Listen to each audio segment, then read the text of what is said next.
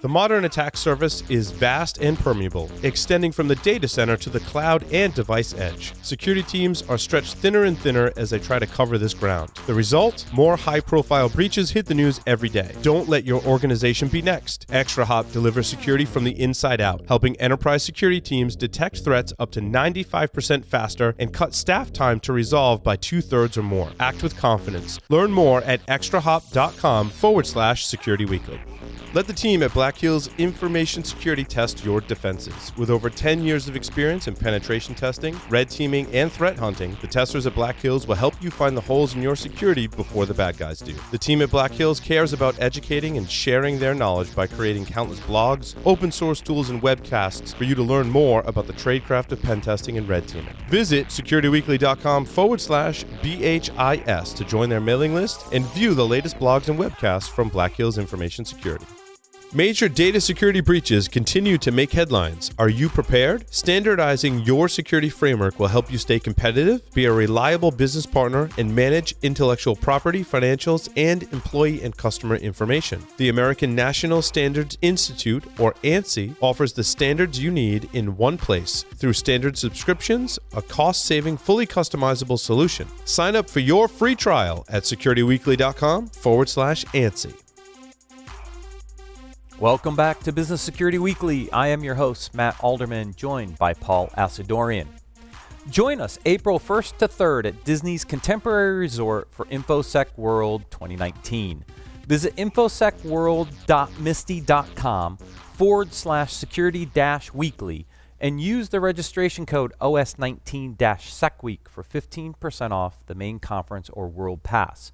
We will be recording at InfoSec World 2019, so if you're interested in booking an interview or a briefing with Security Weekly, please visit securityweekly.com/conference request, and please do it this week. Also, we just released our 2019 Security Weekly 25 Index Survey.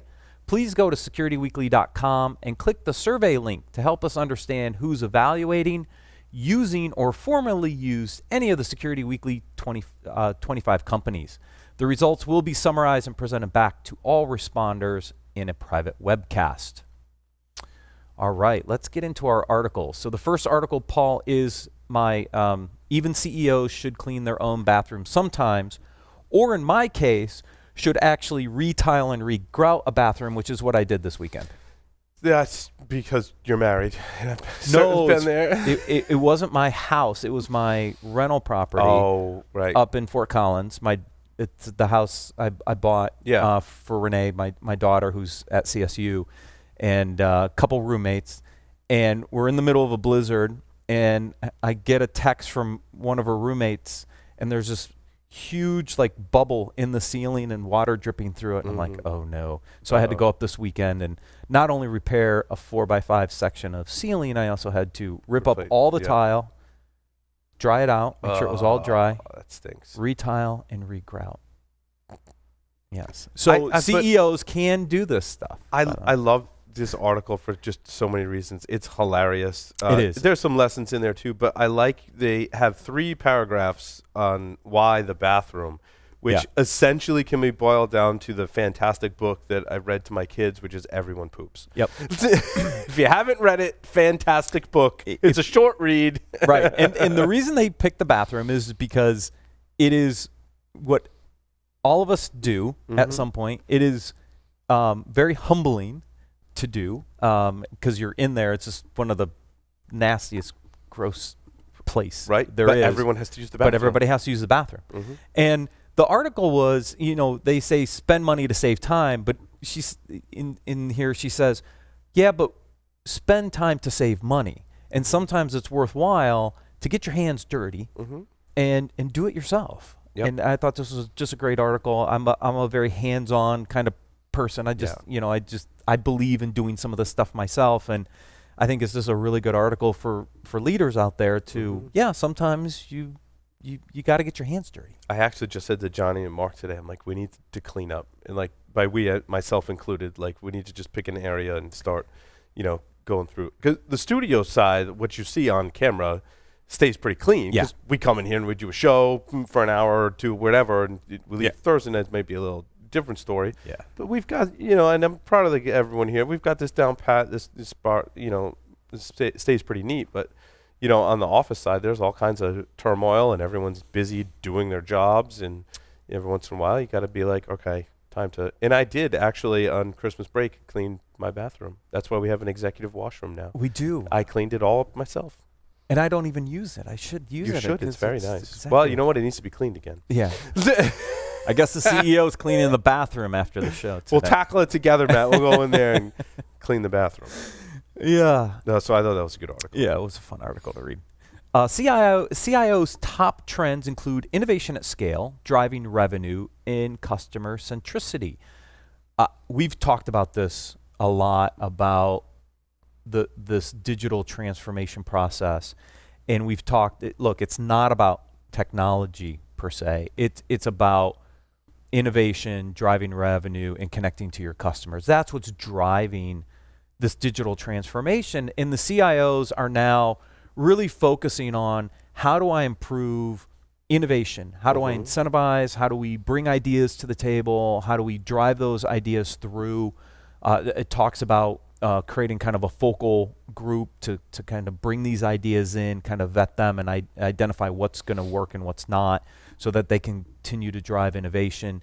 It talks a lot about aligning with the business from a revenue perspective. CISO, same thing. In understanding the business and where it wants to go will help you be a better CISO in aligning with those goals, and also protecting data as revenue drivers become important. It talks here about, how, budgets and cutting expense at the same time you're trying to drive revenue. We're in a very globalized, competitive world. And if we're not doing this, our businesses are not going to continue to stay competitive long term. And then obviously this is all about customer interaction. It's building trust with customers. That customer intimacy will help drive revenue. And it's just really great to see the CIOs going here. I think the CISOs are in a very similar path of needing to align and bring these kind of trends into the organization. Yeah, innovation is certainly difficult at scale as the organization gets bigger. We've seen that in our industry, right? Yep. Up and coming players tend to be able to innovate much more quickly than the larger players. And that can be hard. And we see it in a lot of examples in larger security companies. It's hard to innovate. Some do a good job, but others don't. And no matter how much you manage it, the larger you get, the more technical debt you're going to have, which can sometimes hurt innovation. Yeah. And make it harder to adopt new and more innovative even approaches, never mind solutions or products. Yep. Talks a little bit about, multi-cloud world and making technology a board level conversation beyond security, even just from a technology perspective, to educate the board on what technologies are there to help enable the business. Just some really good points in this article that I thought were good, not only for the CIOs, but obviously the CISOs, because they're going through that same transformation of their roles too.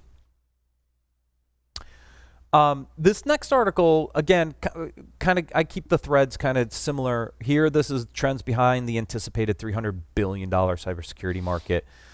This is talking very specifically more on the manufacturing side, which was interesting, because every industry is a little different on its risk profile, as we talked about on the last segment, but also, the environment's very different in manufacturing. You've got big machines and plants, and the challenges in manufacturing, I think, are more difficult than some other places, just because you may have multiple plants with large scale production. The approaching security at that it's just different, I think, for many, and I think manufacturing struggles a little bit on trying to figure out how to address security. Yeah, because it's not what we would deem as traditional, like IT security. Right. It's not so much information technology as it is manufacturing technology. Right. And it's very different. Yeah. Back when I was with Qualys, one of their customers, big auto manufacturer, you weren't going to scan the plant floor, right? You could never potentially impact the plant floor, right? That was just a big no-no, because you can't stop the manufacturing operation. So how do you address Can't potential. virtualize it and put it in the cloud. Yeah, it's a right. physical machine, It's- right? yeah. Healthcare to a certain extent has the same issues. Same issues. So this article goes through a few of those different cybersecurity risks, which is driving obviously growth in our industry, which is good for everybody.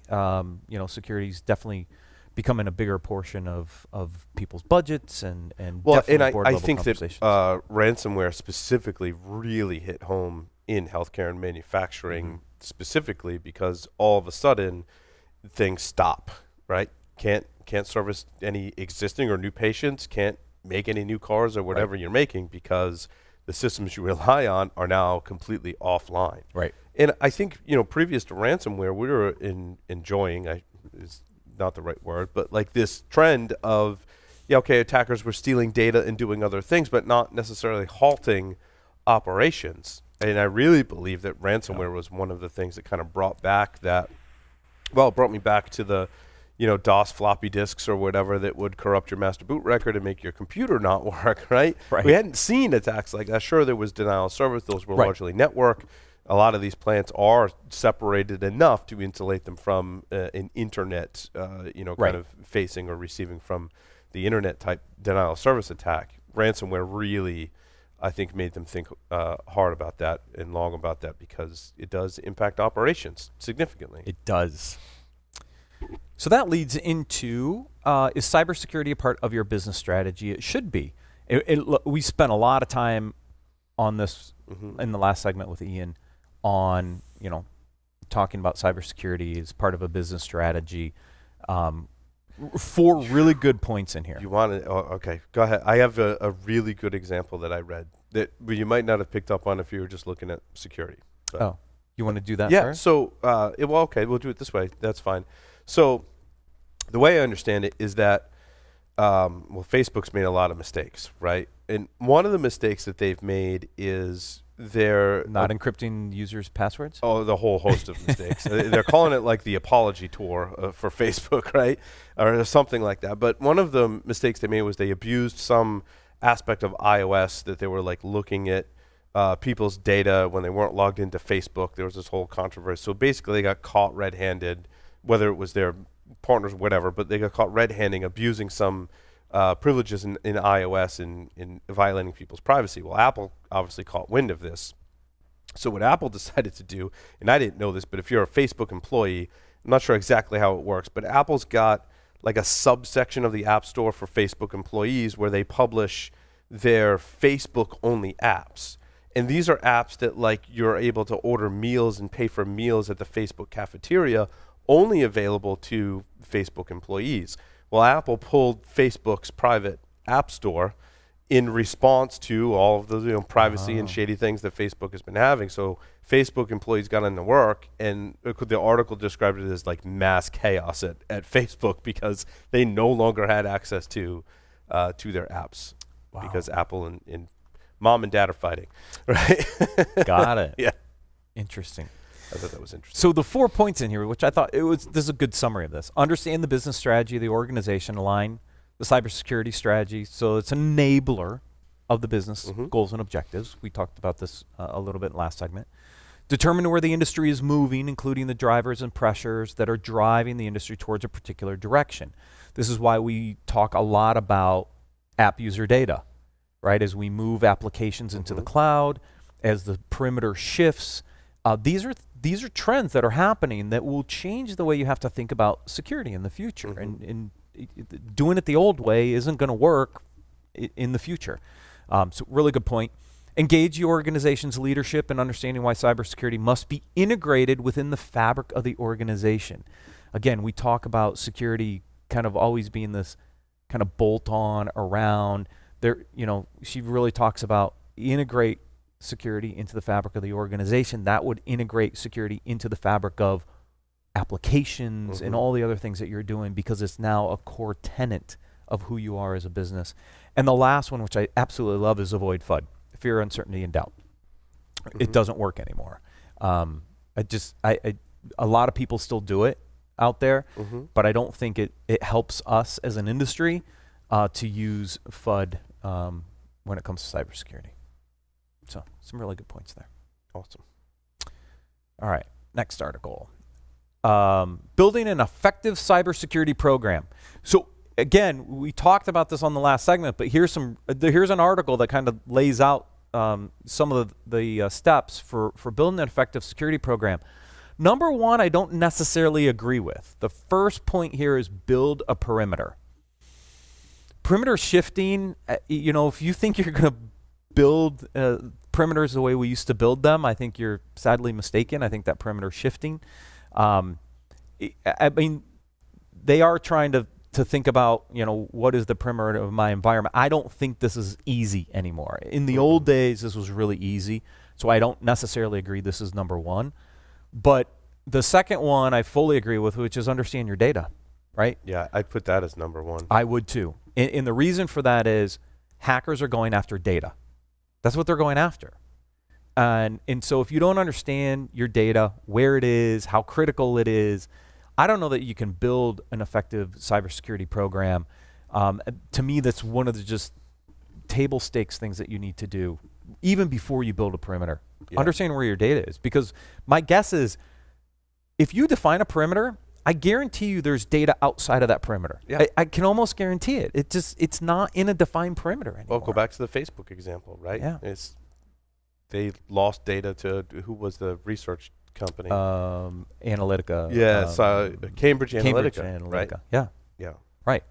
So then number 3 is control access to that data. Which would be 2. Which would be 2. Understand on my your list data. It's 2. Right. Control access to that data. Yep. What users have access to that data? It's back to the app user data discussion, right? It's how are you controlling access to critical data and making sure you have control of that. And then number 3 on my list would be know your assets. Know your hardware, your software, your applications. Know where your assets are. I don't think that one's on here. It talks a lot about the data aspects in this article, which is important. It talks about training your people, okay? And then provide assurance that the data is protected. This is very heavy on the data side, but again, it's what the attackers are going after. And if you can understand your data, figure out how to who has access to that data, now you can start to provide some level of assurance that the data is protected. Yep. At the end of the day, this is all a data protection issue, in my opinion. Yeah, I feel like they kind of just threw that first one in there. Yeah. Like it was an afterthought or something. Maybe it was we should talk about the perimeter because, don't. They were fine without it. They were fine with understand your data, control access to your data, which are 2 huge fun. Like you can't, and it goes back to when we've talked about this a lot on the shows and in various presentations, you can't build a security program until you understand those 2 fundamental things, right? And it actually breaks down it even further, right? You got to know what sensitive data is in the levels of sensitive data. Is this really super critical sensitive data? Is there compliance around this data? And then classify your data, know where your data lives, and then know who has access to it, and also keep track of who has access to it and who doesn't at all times. And then if that data is within a perimeter, then fine, put a perimeter around it. But it's kind of backwards in the way he presented it in this article. But I like all the data stuff. And then I usually add on top of that as my fundamental building blocks, there's knowing your assets. Yeah. Because you can't, like you said, you can't build a perimeter, but you have to know, okay, yes, I may have a corporate office. I can build a perimeter around my corporate office, right? But I've also got SaaS applications. I've also got servers in the cloud. Maybe I've got serverless. I've got other applications that might live in different places. You got to know all those pieces, different things. And putting a single perimeter around them is long almost impossible. Yep. This next article, I didn't even read the whole article. I like the title, Why I Started Using a Paper Task Manager Instead of an App. I've always been a paper guy. I never have been, but you're not, but I am. I have to have my paper, my notebook. That's how I keep my notes. I track my stuff. Now, I might move some of that information into a task management system for follow-up, etc. But I've always been a paper guy. I can go back over 10 years. Because I keep all my books. And so if I want to go back and look at a requirement I built 10 years ago, I can go find it. I know exactly where it is. It's in a box at home in all my composition notebooks. I am a paper guy. I just have never been able to do this electronically. I'm an old dog. New tricks are not going to work for me. I like this format they have in the article, though, where they talk about the big blocks in prioritizing your tasks, people to call. That's I like that. Yeah, and I grew up on the Franklin Covey system from a prioritization standpoint in my early career, and I still use aspects of it, not to the same nature anymore, because the way I work with paper is morphed over time. But that ability to prioritize and set those priorities and then figure out where you need to focus is easier for me to do in paper than it is on any application. Excuse me. I can't find my cough button. I don't know what happened to it. It's not here. Somebody stole it. I did not take it home, by the way. This next one, I had to throw this one in. How to get booked as a podcast guest. So can I give everybody a hint? There's two easy ways. One, become a sponsor. There you go. And number two, know Paul and I. Yeah. So if anybody wants to get booked on the show, pretty much how it happens. Connect to us on LinkedIn. If you're in the industry, if you're doing something for the community, we'll bring you on the show. We'll find a way, right? That's kind of our criteria to get. Well, and that's guests why we on a released the podcast. guest form. Yeah. To make it really easy. SecurityWeekly.com/guests. Anyone can go suggest a guest. We're not saying that person's necessarily going to be a guest. Right. We see all those and research and approve them and send them down different paths. But a lot of the guests we've had on recently came from, like Marcus Carey on PSW, came from a listener who requested it. And a lot of times it's just, Security Weekly hosts are like, oh, yeah, we totally should have had him on the show like before. Like, get him on the show now. Like, yeah, exactly. And so, we have a form.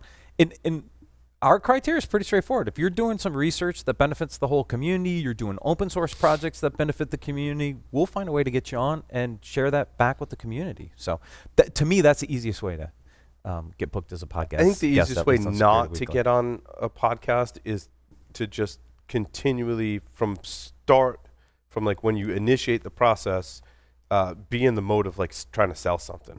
Yeah. Yeah, because that just... and I know there's different mediums out there that do work kind of in that light that will, promote and all that stuff. But podcasts today are largely more and more are businesses like Security Weekly, who are funded largely by sponsors, right? So we have to be careful with those types of decisions. And our rule's always been, if you got something free for the community, it benefits the community, come on the show. Yeah. That's a no-brainer. Yep.